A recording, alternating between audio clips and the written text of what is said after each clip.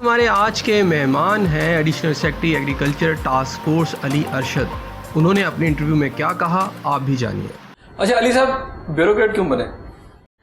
سر دیکھیے، جو لڑکپن ہوتا ہے نا آپ کا، بچپن، وہ آپ کے مستقبل کو ڈیفائن کرتا ہے کہ آپ نے فیوچر میں کیا بننا ہے. تو میں جب اپنے معاشرے میں یہ پھیلی جہالت اور یہ زیادتی اور ظلم اور ناانصافی کو دیکھتا تھا تو میرا خیال تھا کہ کوئی ایک منصب تو ایسا ہونا چاہیے جہاں پر بیٹھ کر آپ ظالم کا ہاتھ روک سکیں، مظلوم کے ساتھ کھڑے ہو سکیں اور لوگوں کو انصاف دے سکیں، اپنے علاقے کے لوگوں کی کم از کم آپ سنوائی کر سکیں. تو یہ بیسیکلی موٹیویشن ہوتی ہے، لیکن یہ موٹیویشن بہت سارے لوگوں کے پاس ہوتی ہے. اگر آپ ہمارے جو آفیسرز کی کلاس ہے اس سے پوچھیں تو میں بھی کہ آپ کو 80-90% لوگ یہی کہتے ہوئے نظر آئے کہ یہ موٹیویشن تھی کہ ہم نے معاشرے کو بدلنا ہے، نظام کو بدلنا ہے، لوگوں کو انصاف دینا ہے، ان کے ساتھ ہم نے حسن سلوک کرنا ہے. تو اب نیچرلی ایک کویشچن بنتا ہے کہ یہ پھر جو لوگوں کی آبزرویشنز ہیں یا آپ کی رائے ہے یا عوام کی رائے ہے وہ اس سے بالکل مختلف کیوں ہے؟ تو اس کی کچھ وجوہات ہیں کہ یہ آپ سمجھ لیں کہ یہ ایک ایسا ٹکسال ہے جو ہمارا نظام ہے کہ جس میں اگر جو بھی جائے گا نا وہ ویسا ہی سکہ بن جائے گا، زیادہ چانسز ہیں، اور بہت کم لوگ ایسے رہ جائیں گے جو اس ٹکسال کے مطابق سکے میں کنورٹ نہیں ہوں گے. تو میں نے کوشش کی ہے کہ جو بچپن میں ڈریمز تھے، جو خواب دیکھے تھے اور جو اللہ تعالیٰ سے وعدے وعید کیے تھے ان پہ قائم رہوں، اور اللہ تعالیٰ مجھے استقامت ابھی تک بھی دی ہوئی ہے اور میں دعا کرتا ہوں کہ آگے بھی مجھے استقامت دیے رکھے. اچھا، آپ کہہ تو رہے ہیں خدمت کی بات. میں بہت سارے انجینئر اور ڈاکٹر سے ملا ہوں جنہوں نے بعد میں CSS کیا. حالانکہ ڈاکٹر بن جانا ایک بہت بڑی بات ہے، اس میں بہت اسٹڈی، اور پھر آپ ایک ہیومینٹی کے لیے، انسانیت کی خدمت ڈاکٹر بن کے میرا خیال ہے زیادہ کر سکتے ہیں. اسی طرح انجینئر دیکھیں اور بھی شعبہ زندگی کے لوگ دیکھیں، لیکن بعد میں انہوں نے CSS کیا یا کسی نے PCS کیا اور وہ بن گئے بیوروکریٹ، اور اس کے پیچھے شاید خدمت نہیں تھی. اگر ان سے بات کریں تو کسی کو طاقت چاہیے تھی، کسی کو اقتدار چاہیے تھا، کسی کو سوسائٹی میں ٹیکا چاہیے تھا. بیوروکریسی میں بھی کچھ لوگ آگے انہوں نے پولیس کے شعبے کو آپٹ کیا. وہ کہتے تھے کہ جناب طاقتور سوسائٹی میں نظر آنے کا یہی طریقہ ہے. تو وہ بعد میں جب آئے، جیسے آپ نے کہا ٹکسال کے سکے ایک طرح کے ہو جاتے ہیں، تو خدمت کہیں دور رہ گئی اور پھر حکمرانی رہ گئی. اچھا، میں آپ کی بات سے پارٹی اختلاف کروں گا. اوور آل جو آپ نے ایک امپریشن دیا ہے قدرے میں بھی اس سے متفق ہوں کہ جو جنرل امپریشن ہے ہمارا انفارچونیٹلی وہ یہی ہے، جو پبلک پرسیپشن ہے وہ یہی ہے. لیکن یہ دیکھیے کہ کیا ڈاکٹرز اور انجینئرز کو نہیں آنا چاہیے اس طرف؟ میں کہتا ہوں آنا چاہیے. میرا ویو آپ سے مختلف ہے. اس کی ریزن ہے کہ آپ کے جو ملک کا بیسٹ برین ہے، جو ٹاپر ہوتے ہیں FSC کے، FSC پری میڈیکل اور انجینئرنگ کے اور میٹرک کے، وہ سارے ڈاکٹرز اور انجینئر بن جاتے ہیں. ڈیفینیٹلی ان کی فرسٹ پرائرٹی یہی ہوتی ہے. تو اگر آپ بیسٹ برین نہیں لاتے اس آفسز میں تو پھر وہ لوگ کہاں آپ سمجھتے ہیں کہ سارے ڈاکٹر ہی بن جائیں. دوسری بات یہ ہے کہ ایک اسکوپ ہوتا ہے آپ کے کام کرنے کا. اگر ایک ڈاکٹر ہے ایک محلے میں بیٹھا ہوا ہے یا ایک گلی میں بیٹھا ہوا ہے تو اس سے جو متاثرہ لوگ ہوں گے، اگر اس کے اندر اچھی روح ہے وہ کتنے ہوں گے؟ سرٹنلی ان کا کوانٹم کم ہوگا. لیکن اگر وہی ڈاکٹر یا وہ ایک اچھا برین ہماری پروونشل سروس میں یا فیڈرل سروس میں آ کے پروونشل یا فیڈرل لیول پہ بیٹھ جائے گا تو جو اس کی اثر پذیری ہے، انفلوئنس جو ہے، اس سے زیادہ متاثر ہوں گے لوگ. تو میں پارٹلی آپ کی بات سے ایگری کروں گا کہ امپریشن تو ایسا ہے، دس ویری انفارچونیٹ ریئلٹی ہے، اور ہم سب کے لیے لمحہ فکریہ بھی ہے کہ ہم سب اپنے گربانوں میں جھانکیں اور سوچیں اور دیکھیں کہ کہاں پہ کمی رہ گئی ہے، اس بات کی ہم اصلاح کریں. خوشی کس بات میں ملتی ہے؟ خوشی لوگوں کی خدمت کر کے ملتی ہے. میں آپ کو بتاؤں، میرے پاس جو 80-90% ٹائم ہوتا ہے نا وہ لوگوں کے کاموں میں گزر جاتا ہے. کسی کا بیٹا بیمار ہے، وہ کہہ رہا ہے ہاسپٹل MS کو کہہ دیں. کسی کو چھٹی چاہیے کسی ادارے سے، میں کہتا ہوں چھٹی لے دیں. کسی کو گھر الاٹ نہیں ہو رہا، اس کو گھر کے الاٹ کی. کسی کی پینشن رکی ہوئی ہے. اور میں آپ کو ایک بات بتاؤں کہ جس دن میرے ہاتھ سے کسی کا کوئی کام ہو جاتا ہے نا بلا، تو اس دن مجھے ایسے لگتا ہے جیسے میرا وجود ہلکا ہو گیا اور میں جیسے فضاؤں میں اڑ رہا ہوں، اور وہ رات بھی ایسی ہی گزرتی ہے. تو یہ مجھے بڑا ایک کہہ لیں کہ مجھے اس سے نشاط ملتی ہے، ایک اسٹیمولس ملتا ہے، خوشی ملتی ہے لوگوں کے کام آ کے. اور دکھ دیکھیں، دکھ کے لیے یہ تو جو دنیا ہے ہماری یہ ہے ہی پیش، کیا کہنا چاہیے کہ یہ دکھ سے ہی بنی ہے. پہلا بھی دکھ ہی تھا جب آدم علیہ السلام کائنات میں تشریف لائے اس دنیا میں کہ اتنی اچھی جنت چھوڑ کے اور ایک چھوٹی سی بات پہ جنت بدر کر دیے گئے. اور حساس انسان کے لیے یہاں دکھ بہت زیادہ ہے. آپ کڑتے ہو کس بات پہ کڑتے ہو؟ آپ اپنے اداروں کے زوال پہ کرتے ہو, آپ اپنے اخلاقی معاشرتی قدروں کے زوال پہ کرتے ہو, آپ معاشرے میں ہونے والی ناانصافی پہ کرتے ہو. تو جو حساس آدمی ہے اس کے لیے تو زیادہ دکھ ہی دکھ ہے, لیکن میرے لیے جو سب سے بھاری لمحہ ہوتا ہے, دکھ کا لمحہ ہوتا ہے, جو میں دعا مانگتا ہوں, میں رب کریم سے دعا مانگتا ہوتا ہوں کہ بلکہ ایک شعر کی صورت میں اسے میں پیش کروں گا کہ میں تمام تارے اٹھا اٹھا کے غریب لوگوں میں بانٹ دوں, میں تمام تارے اٹھا اٹھا کے غریب لوگوں میں بانٹ دوں, کسی ایک روز وہ کائنات کا نظام دے میرے ہاتھ میں. تو مجھے جب اسپیشلی یہ مجبور کسی کو دیکھتا ہوں نا, مجبور کہ کسی کا والد ہے, کسی کی بیمار والدہ ہے اور اس کے پاس اس کے لیے میڈیسن نہیں ہے, اس کے پاس اس کو دینے کے لیے کھانا نہیں ہے, بچوں کے لیے کپڑا نہیں ہے, تو یہ مجھے بہت زیادہ تکلیف دیتا ہے. مطلب سول پنچنگ میری, آپ سمجھ لیں کہ روح مجروح ہوتی ہے. اور میں نے رب سے شروع سے ہی کمٹمنٹ کی تھی, یا رب کریم اپنی ضروریات تو نے پوری کرنی ہے, لیکن اس قابل رکھنا کہ میرے آگے کوئی سوال کرے تو رب کریم ایسا وقت نہ آئے کہ میں اس کا سوال نہ پورا کر سکوں.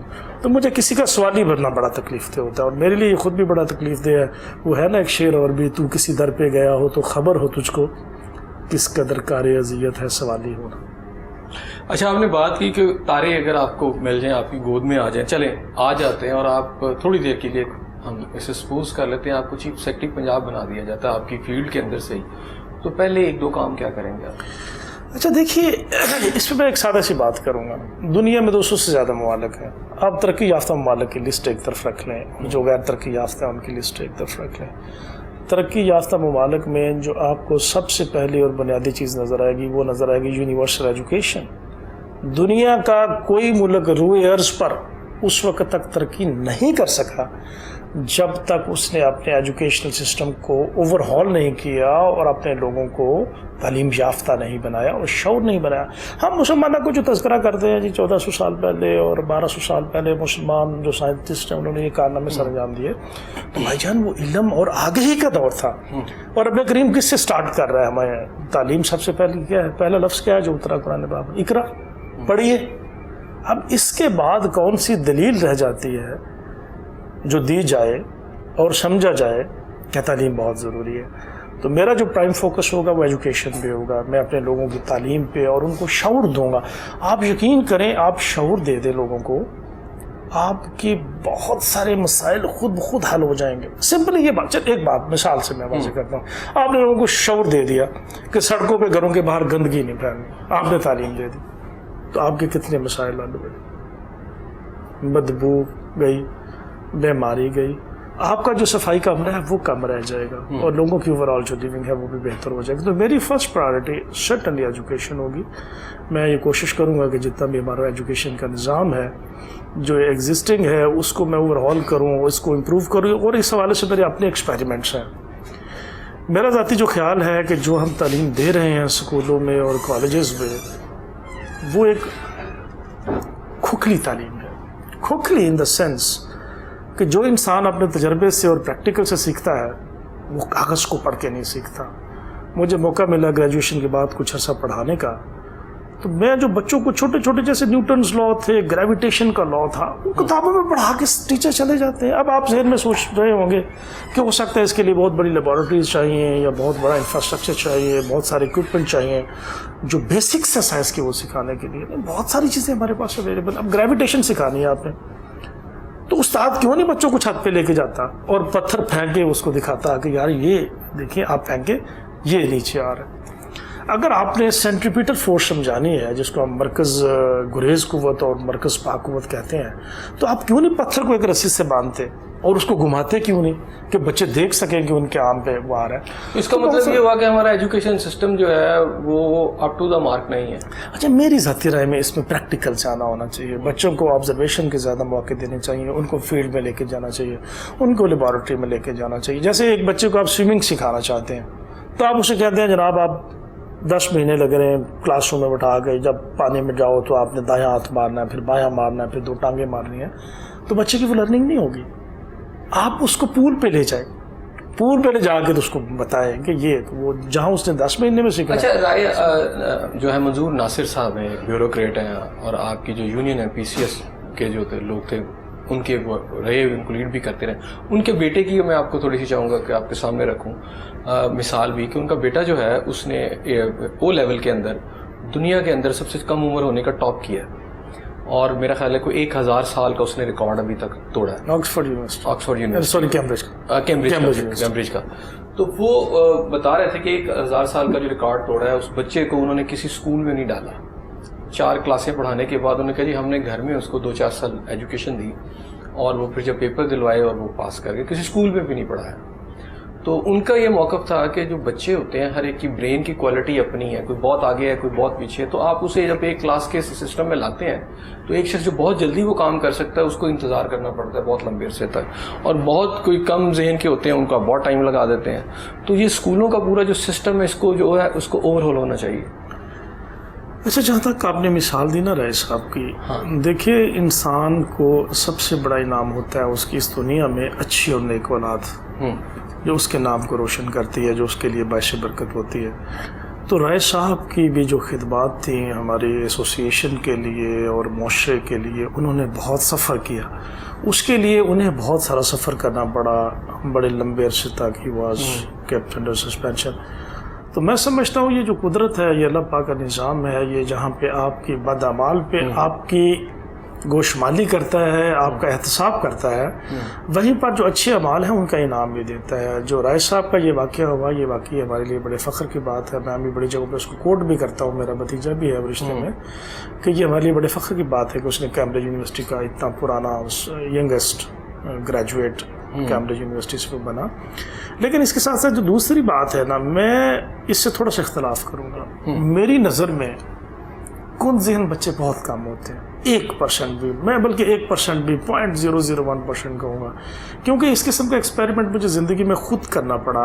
مجھے خود پیش آ گیا کہ میرے ہی ایک بچے کو اسکول والوں نے کہہ دیا کہ یہ تو ایسے پڑھ نہیں سکتا, he is facing certain psychological problems. لیکن میں نے اس کو گروم کیا, تھوڑا سا اس کو بیسکس دیکھی, اس کو بیسکس دیں گے ربے کی وال ساؤنڈز اس کو سکھا دی اور اس کو جوڑ توڑ سکھا دیے, تو ماشاء اللہ now is a promising student. تو میری نظر میں ایسے پیدائشی طور پر کون ذہن بچوں کی تعداد بہت کم ہوتی. فرق کیا ہوتا ہے, ہر بچے کی سائیکالوجی ڈفرینٹ ہے. میں عرض کروں کہ کیپیسٹی میں بہت فرق ہے. جب اللہ پاک بناتا ہے نا, وہ اتنے بڑے فرق کے ساتھ ہی بنا دیتا ہے. وہ چند ایک ہوتے ہیں, نیوٹن ہو گیا یا آئنسٹائن کیا, ایڈیسن کیا, مثالیں دے دیں. باقی لوگوں کا جو آئی کیو لیول ہوتا ہے پیدائش کے وقت, وہ بہت زیادہ فرق نہیں ہوتا. اس کو ٹیلر کرتا ہے آپ کا استاد پہلے نمبر پہ. اگر آپ کو اچھا ٹیچر مل جائے, آپ بھی یاد کریں تو آپ کو بچپن میں ایک آدھا استاد ایسا زندگی میں ملا ہوگا جس آپ جس مقام پہ ہو, اس مقام پہ آپ کو لا کھڑا کیا ہوگا. اور اگر باقی بہت سارے استاد بھی ہماری زندگی میں آتے ہیں, آپ ان پہ غور کریں تو آپ کو ایسے لگا کہ جیسے وہ بس وہ موسموں کی طرح آئے اور چلے گئے. تو یہ بیسیکلی آپ کی پیرنٹنگ ہے, آپ کی ایجوکیشن ہے. جیسے اب آپ مجھے یہ بتائیے کہ جو یورپ میں بچے ہیں یا امریکاز میں بچے ہیں یا جاپان میں بچے ہیں, وہاں تو کوئی نہیں یار اتنے کون سے ہیں. لٹریسی ریٹ ان کا 100% کے قریب ہے, اور کتنے بچے ہیں جو فیل ہوتے ہیں, اور سب بچے اپنی اپنی اپارچونٹی کے مطابق وہ رول پلے کر رہے ہیں, پازیٹیو رول پلے کر رہے ہیں. اور ہمارا جو عام بچہ ہے, بلکہ بہت بریلینٹ بچہ ہے, ان کا ہو سکتا ہے جو عام ایوریج بچہ وہ بھی اس سے آگے. اچھا علی صاحب, ایک دور کے اندر پاکستان کے اندر ٹاٹوں کے اسکول تھے اور پھر فرنیچر بھی نہیں ہوا کرتا تھا, اور ہماری میجورٹی پاکستان کی انہی اسکولوں میں سے گزر کے, پچھلی اگر میں نسل کی بات کروں, بہت سارے بیوروکریٹ آج کے وہ اسی طرح نکلے ہیں. جی جی. اچھا, آج کا دور ایجوکیشن کا تھوڑا اسے بہت بہتر ہمیں لگتا ہے, اسکول بھی ہیں, بہت سارے ایجوکیشن سسٹم بھی ہیں, لیکن اس وقت بھی پی سی ایس اور سی ایس ایس کے جو کامیاب امیدواروں کی تعداد تھی وہ بہت زیادہ تھی. آج وہ اتنی نہیں ہے, یہ اسٹینڈرڈ نیچے چلا گیا ہے. اس کی وجوہات کیا ہے؟ اچھا, ہمارا بھی جو میرا بھی ذاتی طور پہ تعلق ہے نا, یہ جس کلاس کا آپ نے ذکر کیا نا, اسی کلاس سے میں جو سمجھتا ہوں کہ بنیادی ہم جو فارچونیٹ تھے کہ ہمارے اساتذہ ہماری ذات سے بڑے مخلص تھے. وہ ہمارے لیے وقت بھی قربان کرتے تھے, اور یہ میں بڑی ذمہ داری سے کہہ رہا ہوں, وہ ہماری ذات پہ اپنی جیب سے پیسہ خرچ کرنا بھی معیوب نہیں سمجھتے تھے. لیکن اب قدریں بدل گئی ہیں. اب تعلیم, اب ایجوکیشن کمرشل ہو گئی ہے. اب تعلیم کاروبار بن گیا ہے انفارچونیٹلی. باقی معیارات تو یہ ایک نیچرل ایولیوشنری پروسیس ہے. میں آپ کی اس بات سے تو اتفاق نہیں کرتا کہ اسٹینڈرڈ جو ہیں وہ ہیومن میٹیریل کے گرتے جا رہے ہیں, کیونکہ ایولیوشنری پروسیس ہے, انسان نے آگے جانا ہی جانا ہے, اس کا ارتقاء ہونا ہی ہونا ہے. یہ رب کریم نے جو طے شدہ فارمولہ ہے اس کائنات کے لیے وہ بنایا ہوا ہے کہ اس کا ایولیوشن ہے, اس نے ارتقاء کی سیڑھیاں طے کرتے کرتے آگے جانا ہے. ہم جس سٹیج پہ ہیں ارتقاء کی, ہماری آنے والی نسلیں اس سے اگلی سٹیج پہ ہوں گی. وہ خلیل جبران نے کہا بھی نا کہ your sons and daughters are not your sons and daughters. They are the children of life's longing for itself. So give them love and food, but not your thoughts. Because life cannot move backwards.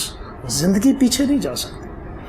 تو میرا جو خیال ہے کہ جو ہمارے نئے آنے والے بھی لوگ ہیں, جو ہمارے بعد میں آنے والے بھی لوگ ہیں, ان کے آئی کیو وائز اور وہ کیلیبر وائز تو بڑے آؤٹ اسٹینڈنگ لڑکے ہیں سرٹنلی, لیکن اب انتظار ہے کہ وہ کب اپنا رول ہے جو ان کو. اچھا, سوسائٹی میں ڈسپیرٹی کیوں ہے کہ ایک استاد جو ہے, ایک پرنسپل کی میں بات کر لوں, ایک ہیڈ ماسٹر کی بات کر لوں, آج بھی سرکاری اسکولوں میں جو ایک پوری نیشن کو تیار کرتا ہے, پوری ایک نسل کو تیار کرتا ہے, اس کے شاید اس کی جو ہے سیلری کے علاوہ کچھ پرکس اینڈ پریولیجز کے علاوہ اس کے پاس کچھ نہیں ہوتا.